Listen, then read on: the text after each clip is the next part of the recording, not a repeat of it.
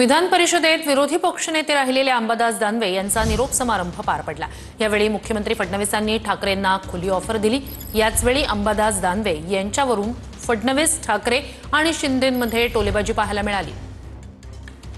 त्यांचं आता हा निरोप समारंभ आहे, पण आपल्या शुभेच्छा आहेत। त्यांनी पुन्हा या सभागृहात यावं, आल्यानंतर त्याच पदावर असावं असं काही नाही। मी असं म्हटल्यावर हेमंतील पळवापळवी करतात म्हणून उद्धवजी, आता उद्धवजी 29 पर्यंत तर काही स्कोप नाही। पण ऐका, 29 पर्यंत आम्हाला तिकडे याचा स्कोप उरला नाही। 29 तुम्हाला इकडे याचा स्कोप आता विचार करता येईल, म्हणजे त्याचा विचार आपण वेगळ्या पद्धतीने करू, पण आम्हाला तिकडे जायचा स्कोप हा काही या ठिकाणी उरलेला नाही। आहे का ऑफर दिली आहे, तुम्ही स्वीकारता ती ऑफर? माहिती नाही, तो नुसता बाकाचा नाही, प्रसंग बडा बाका आहे। तर या गोष्टी थोड्या खेळीमेळीने झाल्यात आणि त्या खेळीमेळीनेच घ्यायला पाहिजे।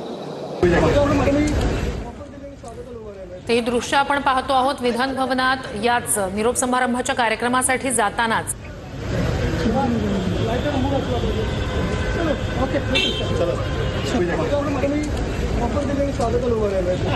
एकीकडे विधान भवनातली फडणवीस आणि ठाकरेंची भेट, दुसरीकडे जी ऑफर फडणवीसांनी सभागृहात बोलताना दिलेली होती, तर त्या संदर्भात आदित्य ठाकरे आणि फडणवीस यांची भेट झाल्यानंतर तुम्ही ऑफर दिली, मी स्वागताला उभा राहिलो असं आदित्य ठाकरे यांनी म्हटलं।